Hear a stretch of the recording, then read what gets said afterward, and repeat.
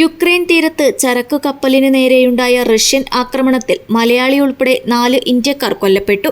ആകെ 10 പേരാണ് കൊല്ലപ്പെട്ടത്. Chief officer Kasaragod Vellarikundu AKG നഗറിൽ വാളിപ്ലാക്കൽ അഖിൽ ജോയനാണ് കൊല്ലപ്പെട്ടത്.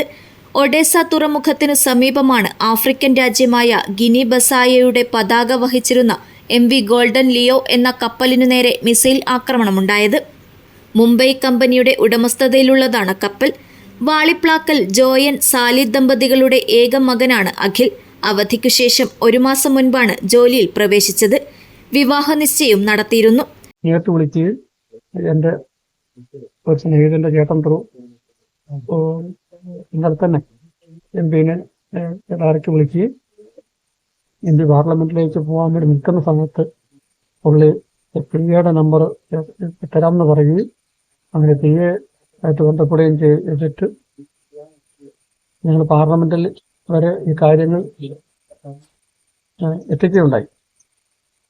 പിന്നെ സുരേഷ് ഗോപി ക്രൂ കൂടെ ഞങ്ങൾ പല ആൾക്കാർ ത്രൂ ഞങ്ങൾ ബന്ധപ്പെടുകയും ഇത് പാർലമെന്റിൽ ഈ വിഷയം എത്തിക്കുകയും ചെയ്തിട്ടുണ്ട്. അതിൽ കഴിഞ്ഞിട്ടുള്ള വിവരങ്ങളൊന്നും എനിക്ക് അറിയത്തില്ല.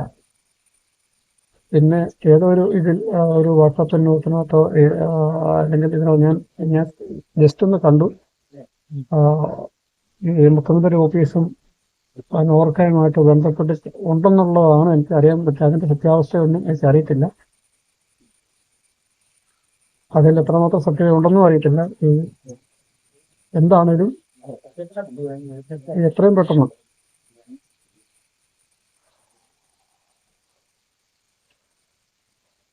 ഞങ്ങളുടെ കൊച്ചിനെ ഇങ്ങോട്ട് ഒന്ന് എത്തിക്കുന്നത് മാത്രമേ ഞങ്ങൾക്ക് പറയാനുള്ളൂ. മികച്ച വടംവലി താരവും റോപ്പ് പുൾ അപ്പിൽ world wide book of record ഹോൾഡറുമായിരുന്നു. ഞായറാഴ്ചയാണ് കപ്പലിനു നേരെ ആക്രമണമുണ്ടായത്.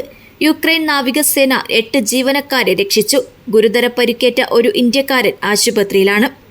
News bureau, Kasaragod.